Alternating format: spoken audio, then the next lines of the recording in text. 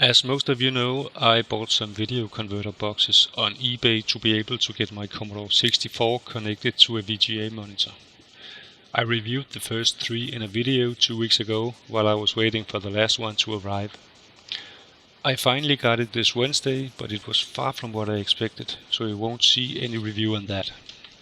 And by the way, I'll be doing this video in English to target a broader audience, because I want to give you all a heads up on this eBay seller. All the units were ordered on December 4 on the UK eBay. I wanted to make sure that I ordered from within the EU to avoid having to pay customs and VAT. So the 3 shitty ones I reviewed came from the UK, while the last one was located in the Netherlands. They were all dispatched the day after ordering, and so far all is good. I received the ones from the UK just 4 days later, but the last one surely took its time. Also, there weren't any tracking number on the parcel, so I had no idea where it was or when I could expect it to show up. I contacted the seller, hillfly3389, because the Netherlands is closer to Denmark than UK is, so I actually thought it would be here sooner than the others. I asked him when I could expect my item and if I could get a tracking number. Also, I asked him to confirm that it was actually sent from the Netherlands. The answer was that it was sent without tracking number and that I could expect it within 7 to 15 business days. I just needed to be patient. Oh well. 2 days ago it finally arrived after 16 days, and I immediately began recording a review video.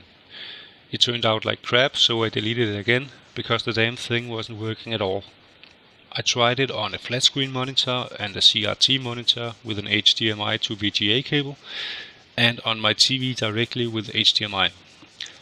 As for the inputs, I tried both composite S-video and HDMI, but there was no picture and no response from the unit at all.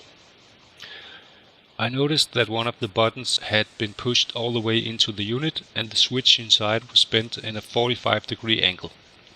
It may have happened during shipping, because I received it in nothing but a black plastic bag with just a few rounds of foam packaging material wrapped around the unit. I thought that the lack of response was due to this button being constantly pressed, so I managed to get it straightened again, and luckily neither the pins or soldering joints had been damaged. I powered on again, but still nothing.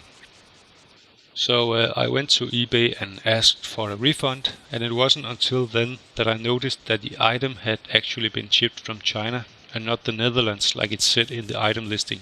Great, just great. Now I may have to pay customs and VAT because I bought it from outside the EU, and that could amount to more than I actually paid for the damn thing. The seller replied the next day and said he was, and I quote, sorry for the trouble and that they would improve in the future. He offered me a £5 refund. What the fuck? £5? And I could just keep the item. I'm normally a polite guy, but that response was just plain ridiculous. So I started to get a little harsh, saying, no, that's definitely not okay. Are you kidding me? I paid £22 and waited for a long time because you were shipping from China and may have given me additional costs. Also, what use do I have for a non-working converter, and what do I care that you will improve in the future? I want a new working unit or a full refund. A little later, however, I changed my mind about a new item, as that probably won't work either, and I don't want to risk paying customs and VAT 2 times. While I was writing this to the seller, I got a mail with a new reply from him. He offered a partial refund of £12 and said that if he were to ship another, it will take some time to arrive as well, and we may not be able to close the case. In other words, he knows he'll be sending the same shit again. I could, however, just buy another item when I got the refund. Yeah, right. Of course I'll buy from you again, buddy. I accepted the offer, however, because I don't want to spend any more time on this, writing back and forth, and maybe use a month or more to go from 50 to 75% refund. I know I should have looked at his feedback before buying, but hey, I only looked at the overall score of 98.8%. The guy doesn't really care for his customers, obviously, so if you ever think about doing business with hillfly3389, be very, very careful.